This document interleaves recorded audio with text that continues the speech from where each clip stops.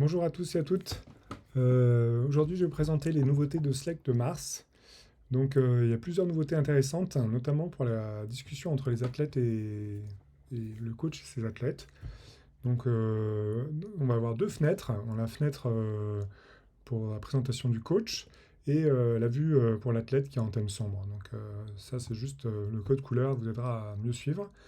Donc, quand je suis en mode coach, j'ai planifié la semaine de mon athlète. Ce qui est nouveau, c'est que maintenant, je vais pouvoir ajouter un bilan. Donc voilà, il suffit de cliquer sur le bouton à cet effet. Je peux renommer le titre ou les consignes. Voilà, ça c'est les consignes et le titre sont là par défaut.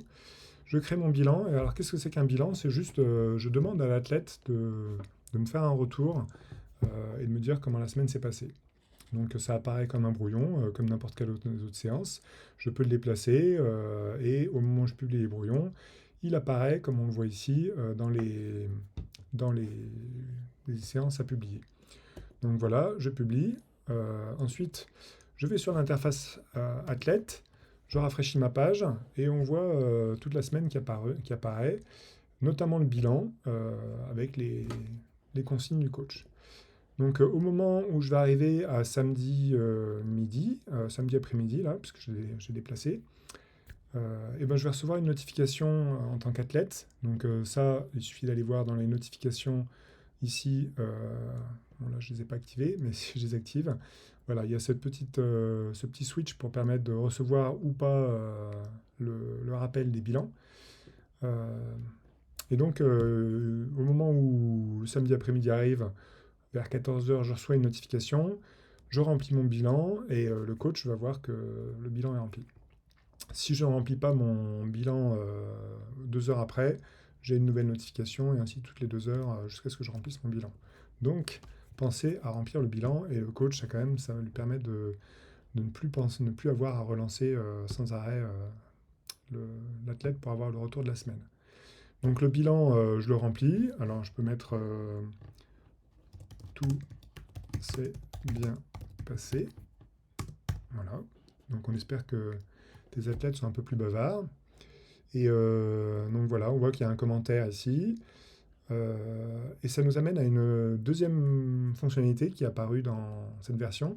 C'est que maintenant, le bilan, enfin les conversations, donc là je rafraîchis la page, les conversations, elles apparaissent un peu comme dans un WhatsApp.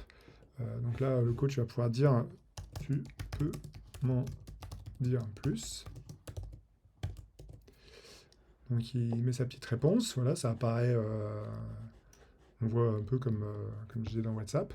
C'est pas une messagerie parce que c'est vraiment un contexte juste de ce bilan que les échanges ont lieu.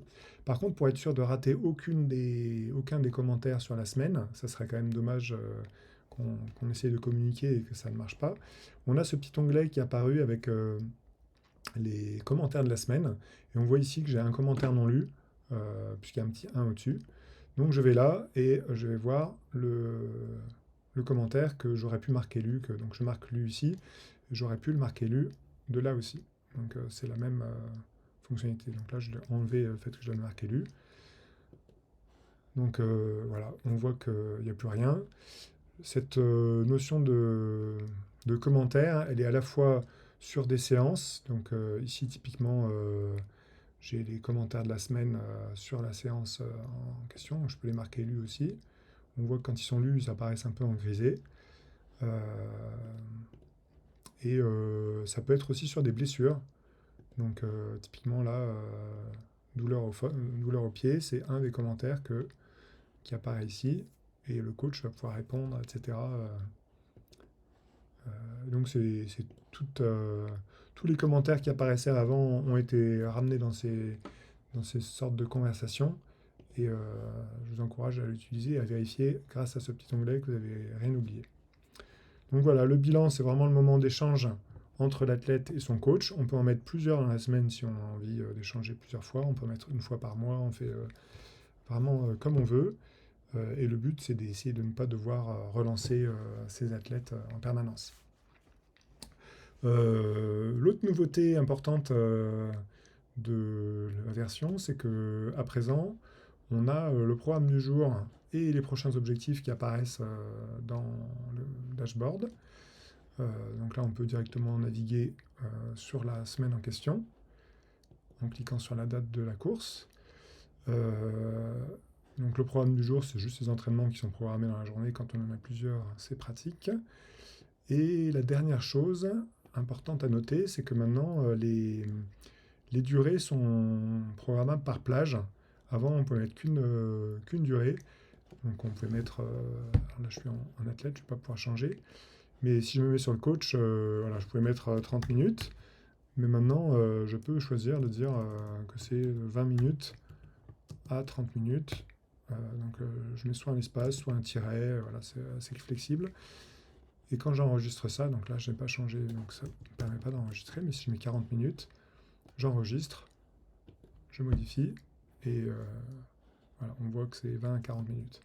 Alors dans le total attendu, en fait, comme on ne veut pas s'embêter avec des intervalles, c'est la moyenne, enfin c'est le milieu entre les deux extrémums qui est prise.